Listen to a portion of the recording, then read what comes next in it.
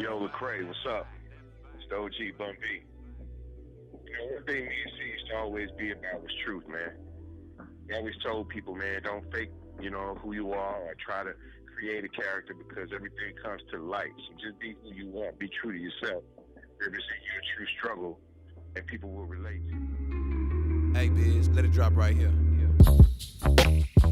This is base camp. It's where everything happens. It's where we congregate. It's where the meetings happen. It's where life is happening. It's where ideas flourish.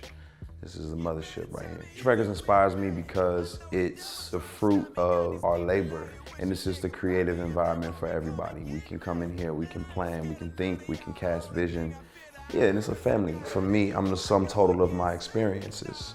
You know, you don't write good breakup songs until you break up with somebody. You don't write good love songs until you fall in love. And I think for me, my creative process starts with experience. It just depends on what it is or where I'm at. Like I may get on a subway and just throw my hoodie on and just be amongst the people and be inspired. You know, just seeing a mother struggling with the groceries and the kids and just trying to make it happen, and it just triggers something in you, inspired to write. And that is usually where my inspiration is gonna come from. If it's storytelling, then I'm just writing. I don't even need a beat. And then, I always run it through people, every time. Every song's meant to be written, not every song's meant to be heard. I used to feel a lot of pressure. There's a broader Christian culture, and you wanna kind of fit into that, so to speak. And it's like that with everything, every culture, ethnicities. There's a broader Black culture, right? Like, I didn't grow up in church. I didn't grow up on gospel music or contemporary Christian. I just don't know it. I just knew rap, and then I met God. And it was like, all right, God, how does rap and God work together? I don't know what this even looks like, but hip hop is my culture. And so what I did was I just initially started trying to cater to broader Christian culture. Then eventually I was like, yo, I'm a rap dude. I'm a hip hop dude. I just got comfortable in my own skin. And I said, you know what, man, I'm not here to please people. I'm here to be honest and to follow the path that I feel like God has put me on. And I always say, if you live for people's acceptance, you die from their rejection.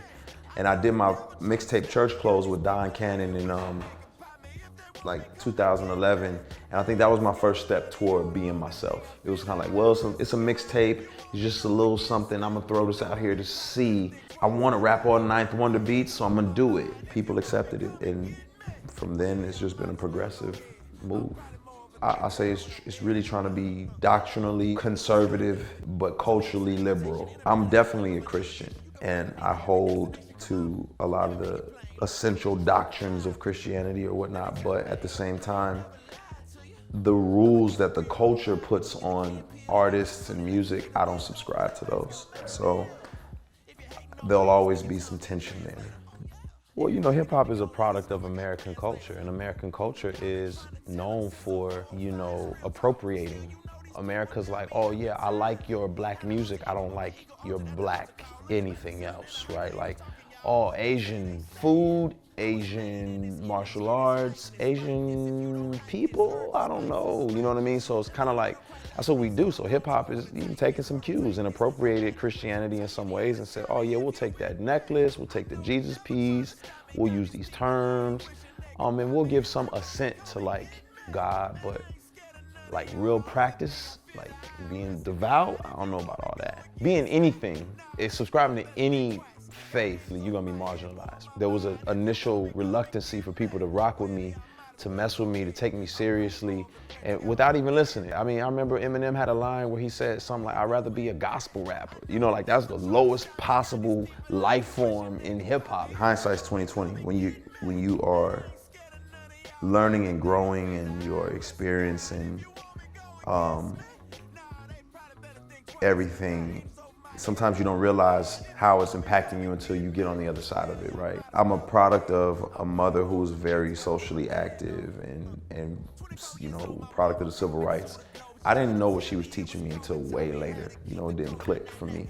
I didn't get those examples. I've visited 1 million prisons over the course of my career.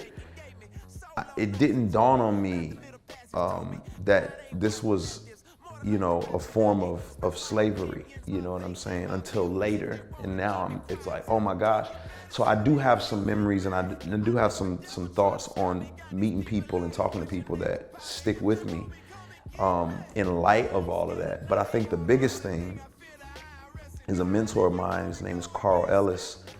He told me that, you know, a lot of times people of faith have a strong A side where they have all these deep thoughts about God and who God is and what the Bible says and so on and so forth.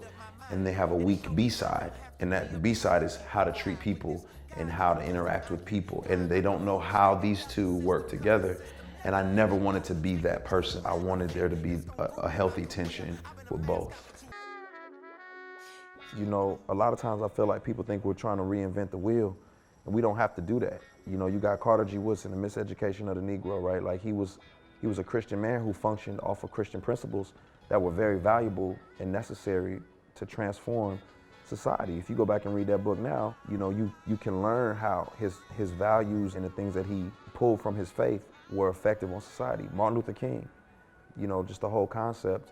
You know, some people thought he was passive, but I thought it's really revolutionary for me to be nonviolent. You know, that was revolutionary in my opinion, because if somebody punched you in the face, the knee-jerk reaction is to fight back. So it's revolutionary to say, yo, let's do this a different way, and let's make sure the cameras are watching. I think when you want to see change, man, you got publicity, you got policy, you got programs, right? And sometimes social media is a form of publicity. You know, it's a form of getting the word out and making sure people understand what's going on. It's sending the link so somebody knows where to donate. But publicity can't be it all. Then you have policy, where you can change policies with petitions and you know, different things along those lines that help people understand that they need to vote and how they need to vote. And there's text messages that you can send to your local, you know, congressman or whatnot. And people need to realize that policy matters. And then you got programs. And I feel like programs is, you know, volunteering at the juvenile detention centers and teaching these kids a different way, creating sports activities and boys and girls clubs and hiring people and creating, you know, job opportunities and infrastructures in the community. Like, all of that stuff brings about change. So it's not just one aspect of it, it's all of it combined that I really think people have to get their hands wrapped up in. It's easy to make a post, it's hard to make a difference. You know what I'm saying? So you can tweet that.